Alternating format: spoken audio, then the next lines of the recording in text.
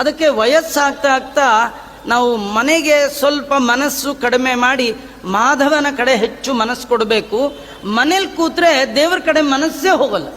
ನೀವು 5 ನಿಮಿಷ ಕೂತ್ರೆ ಏನೇನೋ ನೂರಾರು ಪ್ರಾಬ್ಲಮ್. ನೀವು ಇನ್ನೊಂದೇನು ಗೊತ್ತಾ, ಆಶ್ಚರ್ಯ ನೋಡಿ, ಊಟಕ್ಕೆ ಕೂತಾಗ ಥಾಟ್ಸ್ ಬರಲ್ಲ, ಟಿ ವಿ ಮುಂದೆ ಕೂತಾಗ ಯಾವ ಥಾಟ್ಸು ಬರಲ್ಲ. ನೀವು ದೇವ್ರ ಮನೇಲಿ ಕೂತ್ಕೊಳ್ಳಿ, ಎಲ್ಲ ಯೋಚನೆಗಳು ಅದು ಇದು, ಪುರುಷ ಸೂಕ್ತ ಬರೋದೇ ಇಲ್ಲ, ವಿಷ್ಣು ಸಹಸ್ರನೇ ಇಲ್ಲ.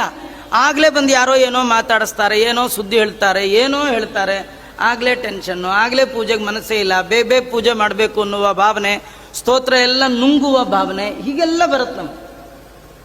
ಅದಕ್ಕೇನು ಹೇಳ್ತಾರೆ ಅಂದರೆ, ಮನೆ ಒಳಗಿದ್ರೆ ಮಾತ್ರ ಮನಸ್ಸು ಯಾವಾಗಲೂ ಹಾಗೆ, ವನಕ್ಕೆ ಹೋಗಿ ಅಂತ. ವನ ಅಂದರೆ ಕಾಡಿಗೆ ಹೋಗಿ ಅಂತ ಅರ್ಥ ಅಲ್ಲ. ಅಲ್ಲಿ ವನ ಅಂದರೆ ಸಜ್ಜನ ಸಮೂಹ ಅಂತ ಪ್ರಹ್ಲಾದ ರಾಜರು ಹೇಳ್ತಾರೆ.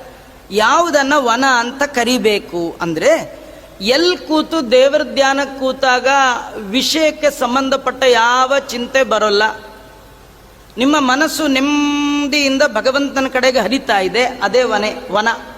ಅದೇ ನಿಜವಾದ ವನ ಯಾವುದಂದ್ರೆ, ಬೆಂಗಳೂರಿನಲ್ಲಿ ತುಂಬ ವನ ಇದೆ ರೀ, ಕಬ್ಬನ್ ಪಾರ್ಕ್ ಹೋಗಿ ಕೂತ್ಬಿಟ್ಟಿರ, ಅದಲ್ಲ ವನ.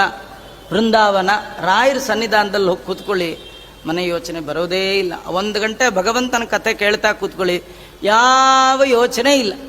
ಆ 1 ಗಂಟೆ ಆಯ್ತು.